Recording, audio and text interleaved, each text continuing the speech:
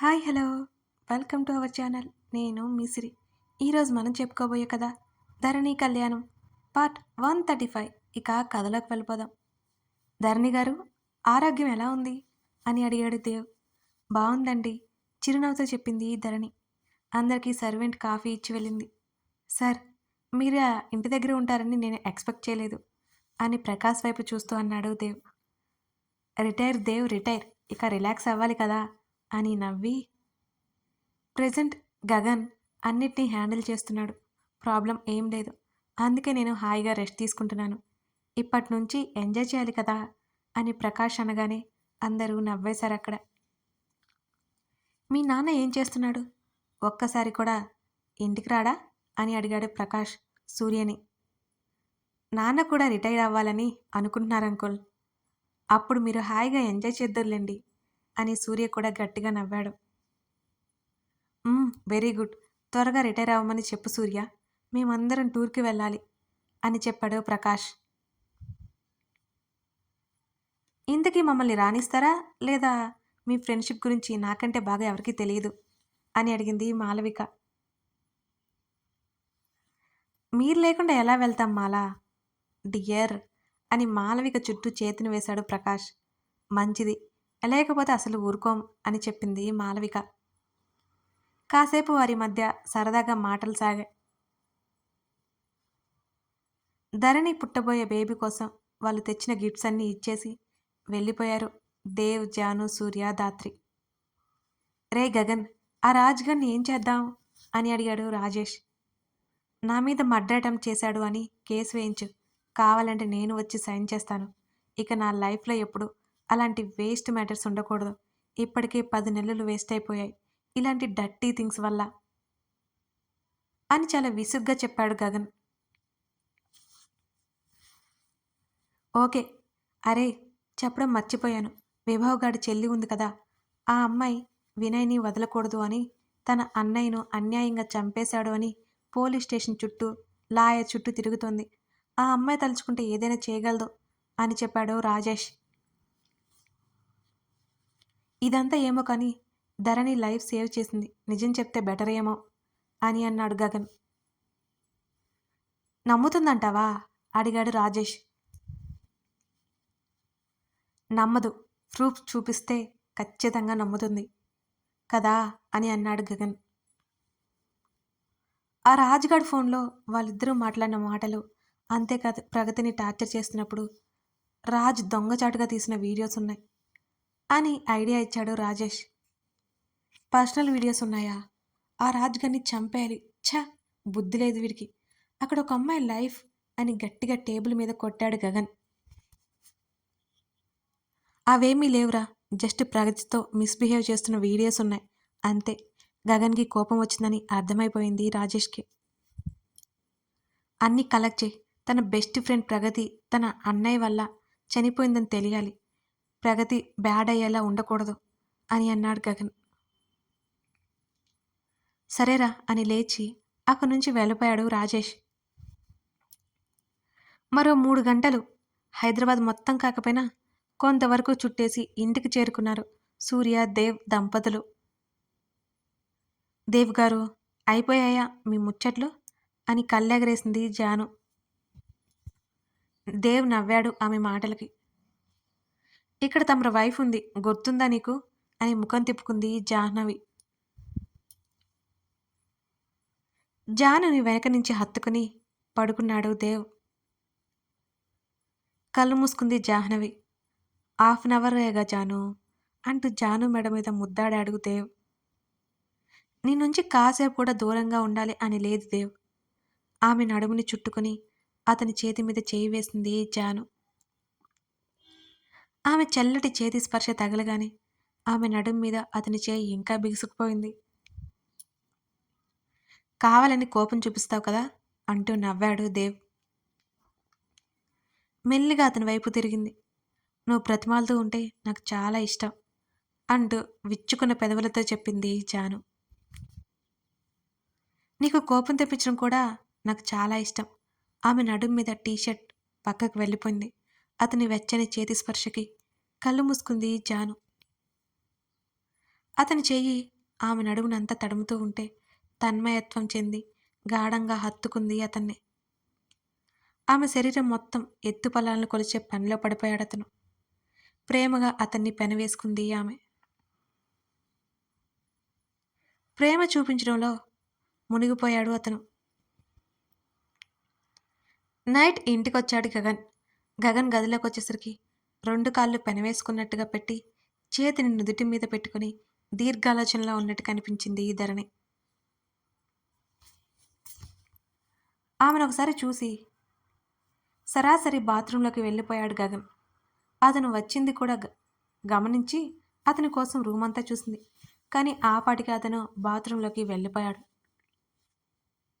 అతను బయటకొచ్చే వరకు ఎదురు చూడసాగింది ధరణి. గగన్ బయటకొచ్చాడు. ఆమె అలాగే చూస్తూ ఉంటే ఏంటి అన్నట్టుగా కళ్ళు ఎగరేశాడు గగన్. చేతులు చాపింది ధరణి అప్రయత్నంగా. ధరణి బిహేవియర్ ఎప్పుడూ కొత్తగా ఉంటుంది గగన్కి. అంతేకాదు వింతగా కూడా ఉంటుంది. ఒక సాధారణమైన అమ్మాయిలా నడుచుకుంటుంది. అదే అతనికి వింత. ముఖం పక్కకు తిప్పి జుట్టు చెరుపుకుంటూ ఆమెను మళ్ళీ చూశాడు. అలకగా ముఖం పెట్టి అతన్నే చూస్తుంటే ఆమె దగ్గరికెళ్ళి ఏమైంది అని కళ్ళెగరేశాడు. మెల్లిగా లేచి అతని భుజం మీద తలవాల్చింది.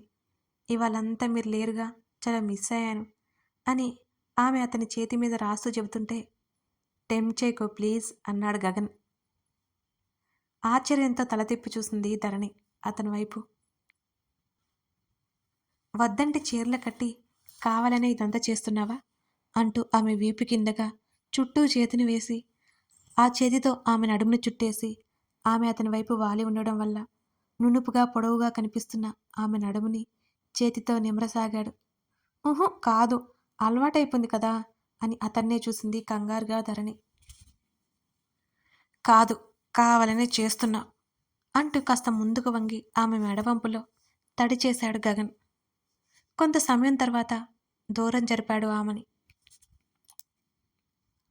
అతని అనాచ్ఛాదిత ఛాతీ మీద దండలా చేతిని వేసి మరొక చెయ్యి అతని చుట్టూ వేసింది ఈ ధరణి. ఇవాళ నా ఫ్రెండ్స్ వచ్చారు అంది కాసేపు తర్వాత. అయినో అని అన్నాడు గగన్. నన్ను ఆట పట్టించడం మీకు ఇష్టం కదా అని పెదవులు బిగించి చూస్తుంటే ఆమె పెదవుల మీద సుతారంగా ముద్దు పెట్టుకుని చాలా అని అన్నాడు గగన్. వెంటనే లేచి డ్రెస్సింగ్ రూమ్ వైపు కదిలాడు. కాసేపు తర్వాత బయటకొచ్చాడు టీ షర్ట్ సర్చ్ చేసుకుంటూ. అతని కోసం ఎదురు చూస్తున్నట్టుగా బెడ్ మీద నుంచి దిగి డిన్నర్ చేయలేదు కదా మీరు, వెళ్దాం రండి అని అంది ధరణి. నువ్వు అవసరం లేదు, మమ్మీ ఉంటుంది కదా, తినేసి వస్తాను, నువ్వు రెస్ట్ తీసుకో అని అన్నాడు గగన్. నేను కూడా వస్తానండి అని అతని చేతిని పట్టుకుని నడుస్తుంటే అనవసరంగా స్టెప్స్ దిగాల్సి వస్తుంది నువ్వు అని అన్నాడు గగన్. ప్లీజ్ భోజనం చేసేటప్పుడైనా మీతో ఉండనివ్వండి అని అడిగింది బేలగా. ఆమెను అలా చూసి కాదు అని అనలేకపోయాడు అతను. సరే పద ఆమెను కొన్ని సెకండ్లు చూసిన తర్వాత అన్నాడతను. అతనితో పాటు కిందకు నడిచింది ధరణి. సరిగ్గా అప్పుడే డిన్నర్ చేయడానికి మిగతా వాళ్ళు కూడా వచ్చారు. అందరూ తింటుంటే తినాలి అనిపించింది ధరణికి. కానీ కళ్ళకు కనిపిస్తున్న మ్యాంగో పికిల్ మీద ధరణి చూపు పడింది. వెంటనే అది వేసుకుని తినడం స్టార్ట్ చేసింది. ఆమెను ఒక కంట కనిపెడుతూ మాలవికకి చూపించాడు గగన్. ధరణి పచ్చళ్ళు ఎక్కువగా తినకు అని మాలవిక అనగానే గగన్ అప్పటికే మాలవికతో గుసగుసగా మాట్లాడడం గుర్తొచ్చి అతని వైపు అలకగా చూసింది ధరణి. కర్డ్ రైస్ తిను, కర్డ్ గిన్నె ఆమె వైపు జరిపాడతను. ముఖం నల్లగా పెట్టుకుని 2 ముద్దలు తిని వదిలేసింది ధరణి. ఏంటి ఆగిపోయావు, తిను అని అతను అంటుంటే వామిటింగ్ వచ్చేనట్టుందనిపిస్తుందండి. భోజనం మధ్యలోనే లేచి డైనింగ్ హాల్ నుంచి హాల్లోకి నడిచి హాల్లో చివర ఉన్న వాష్ బేసిన్ దగ్గరికి వెళ్ళింది. కక్కేసింది మొత్తం. మొదట్లో కంగారు పడినా తర్వాత మెల్లిగా అందరికీ అది మామూలైపోయింది. కక్కి ఓపిక లేక సోఫాలో కూలబడింది ధరణి. అక్కడి నుంచి మెల్లిగా గదిలోకి వెళ్ళి ధరణి శరీరం విశ్రాంతి కోరుకుంటుంటే,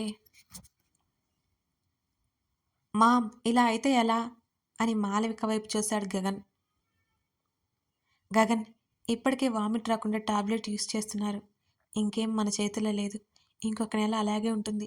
ఇంకా ఎక్కువ కూడా ఉండొచ్చు. డోంట్ వర్రీ నాన్న. అదంతా మామూలే. ఫ్రూట్స్ తీసుకెళ్ళి ఇవ్వు, లేకపోతే నీరసం వచ్చేస్తుంది అని చెప్పింది మాలవిక. భోజనం చేయడం పూర్తి చేసి ఫ్రూట్స్ని నీట్గా కడిగి బౌల్లో తీసుకెళ్తుంటే తన కొడుకుని చూసి ముచ్చటపడింది మాలవిక. గదిలోకి వెళ్ళేసరికి నీరసంగా బెడ్ మీద కూర్చొని కనిపించింది ధరణి. ఆమె పక్కనే కూర్చొని ఆమె ఒడిలో దిండు పెట్టి ఫ్రూట్స్ని తీసుకొని కట్ చేసి ఆ బౌల్లో వేశాడు గగన్. నాకు వద్దండి అని ముఖం వికారంగా పెట్టుకుంది. తిను, నైట్ ఆకలేస్తుందే. అన్ను చాలా వీక్గా ఉన్నావు. కక్కేయాలనిపిస్తే కక్కే, తినడం మాత్రం మానొద్దు. ఆమెకి ఫోర్క్తో ఫ్రూట్స్ తినిపించసాగాడు. కన్నీళ్లతో అతన్ని చూసి కొంచెం తినేసి, మా అమ్మ బాగా గుర్తుకొస్తోంది అని అతని భుజం దగ్గర ముఖం దాచుకుని ఏడవడం మొదలుపెట్టింది ధరణి. ధరణి, ఏడవకు, సీరియస్గా మారింది అతని గొంతు. అతని గొంతులో సీరియస్నెస్ తెలిసి సైలెంట్గా ఉంది ధరణి. ఆమె చేతిని పెనవేసి, ఇప్పటికే లేట్ అయితే రెస్ట్ తీసుకో అని అన్నాడు. ఇంకోసారి ఏడవకు. ఏమీ లేని వాళ్ళు బాధపడాలి. నువ్వెందుకు బాధపడుతున్నా? మీ మామ్లా ఏం చేయాలో చెప్పు. I will try. బోర్ కొడితే బుక్స్ చదువు, మ్యూజిక్ విను. నీకు చాలాసార్లు చెప్పాను, ఏదైనా కొత్తది నేర్చుకోవడానికి ట్రై చేయి. వినిపిస్తుందా? బోర్ కొడితేనే, వితౌట్ స్ట్రెస్ అన్నమాట. ఓకే, ఇక పడుకో. వాటర్ ఇచ్చి తాగాక పడుకో అన్నట్టు చూశాడు గగన్. గగన్ ప్రేమకి సంతోషం ఎక్కువై కన్నీళ్ళు వస్తుంటే వాటిని బలవంతంగా ఆపేసి అతన్ని గట్టిగా చుట్టుకుని పడుకుంది ధరణి. ఆమె నిద్రపోయాక ఫోన్ చేతిలోకి తీసుకున్నాడు గగన్. ఏంట్రా కాల్ చేశావు అని అడిగాడు గగన్. రేపు విదిత మనల్ని కలవడానికి ఒప్పుకుంది అని అన్నాడు రాజేష్. నేను రావట్లేదు. మళ్ళీ ధరణికి తెలిస్తే అదంతా పెద్ద రచ్చ అవుతుంది. జాగ్రత్తగా హ్యాండిల్ చేయి మెల్లిగా చెప్పాడు, ధరణి డిస్టర్బ్ అవ్వకుండా. గగన్, నా వల్ల కాదు, నేను హ్యాండిల్ చేయలేనురా బాపు అని రాజేష్ అరిచాడు కంగారుగా. నువ్వే చేయాలి, లేకపోతే ఆ డీటెయిల్స్ అన్నీ నాకు పంపించు, నిన్ను చెక్ చేస్తాను అని అన్నాడు గగన్. రే బాబు గగన్, నా వల్ల కాదురా మీలా మాట్లాడడం. సూర్యని తీసుకెళ్ళనా అని అడిగాడు రాజేష్. రే, తనని ఇన్వాల్వ్ చేయడం అవసరమా? చిన్నగా మాట్లాడిన గగన్ గొంతు సీరియస్గా వచ్చింది. మరేం చేయను అన్నాడు రాజేష్. రేయ్, ముందు నువ్వు మాట్లాడు, ఆ తర్వాత చూద్దాం. ఆ అమ్మాయి నమ్మకపోతే నేను మాట్లాడతాను, సరేనా? స్టార్ట్ చేయకముందు భయపడతావేంట్రా? ఇక కాల్ కట్ చేయి. నా పక్కనే నా వైఫ్ ఉంది, వింటే ఇప్పుడు సమాధానం చెప్పే ఓపిక కూడా లేదు నాకు అంటున్న గగన్ మాటలకి రాజేష్ గట్టిగా నవ్వాడు. కాల్ కట్ చేశాడు రాజేష్. రాజేష్ పంపిన డీటెయిల్స్ చూడసాగాడు గగన్. ఏదో లింక్ మిస్ అవుతుంది. అన్నీ బాగానే ఉన్నాయి, కానీ చిన్నప్పటి నుంచి అన్నీ గుర్తుకొస్తుంటే అతని మీద ఎన్నో మర్డర్ అటెంప్ట్స్ జరిగాయి. ఇవన్నీ ఎలా? నిజంగానే గండాలు జాతకాలు ఇలాంటివి నిజమవుతాయా? ఆలోచిస్తూనే నిద్రలోకి జారుకున్నాడు గగన్. జాను, దేవ్ మరో 4 రోజులుండి తర్వాత వెళ్ళిపోయారు. ఎప్పట్లాగా అతను పట్టించుకోకుండా పనిలో మునిగిపోతాడని దేవ్తో పాటే ఆఫీస్కి వెళ్ళి ఆఫీస్లో ఇంట్లో అతనికి తోడుగా ఉంటూ అతన్ని అమ్మలా చూసుకోసాగింది జాహ్నవి. సుజిత కూతురు అల్లుడు సంతోషంగా ఉండడంతో ఆమె పనిలో ఆమె పడిపోయింది. దేవ్ ఇంట్లో పనిచేసే రాముకి కూడా పెళ్లి సంబంధం చూసింది జాను. ఆ త్వరగానే రాము పెళ్ళైపోయింది. సూర్యదాత్రి సంతోషంగా రోజులు గడపసాగారు. దాత్రికి ఇంట్లో బోర్ కొడుతుంది. నచ్చితే ఆఫీస్కి రమ్మని సూర్య చెప్తున్నా ఒప్పుకోలేదు దాత్రి. ఆమె పని ఎలా ఉంటుందో ఆమెకే తెలుసు. ఆమె వర్క్ స్టార్ట్ చేస్తే కాన్సన్ట్రేషన్ మొత్తం వర్క్ మీదే ఉంటుంది. అలా జాబ్లో జాయిన్ అయితే సూర్యకి తనకి మధ్య డిఫరెన్సెస్ వస్తాయి. బిజీ బిజీ లైఫ్ ఆమెకి అక్కర్లేదు. ఉన్నంతకాలం సూర్యతో సంతోషంగా గడిపితే చాలు అనుకుని ఒక సాధారణ భార్యగా ఇంట్లో ఉండసాగింది. పిల్లలు పుట్టి పెరిగి పెద్దయిన తర్వాత జాబ్ చేస్తానని చెప్పి నవ్వేసేది దాత్రి. సూర్య ఆమె ప్రేమకు ముచ్చటపడిపోయేవాడు. అదృష్టంగా భావించేవాడు. కోరుకుని పెళ్లి చేసుకుంది కదా, అతనికి కష్టం రాకుండా చూసుకోసాగింది ధాత్రి. కథ కొనసాగుతుంది. అందరి లైఫ్స్ ఒక కొలిక్కొచ్చాయి కదా. ఇంకా కొన్ని రోజుల్లో స్టోరీ అయిపోతుంది. కొన్ని రోజుల్లో కాదులే, త్వరగానే అయిపోతుంది. లైక్ చేయడం మాత్రం మర్చిపోకండి. ఈరోజు ఒక కొత్త స్టోరీ ప్రోమో ఇవ్వబోతున్నాను. మర్చిపోకుండా చూసేయండి. మన సిరి ఆడియో స్టోరీస్లో వస్తుంది. Thank you for watching this video. Subscribe చేసుకోండి. టాటా.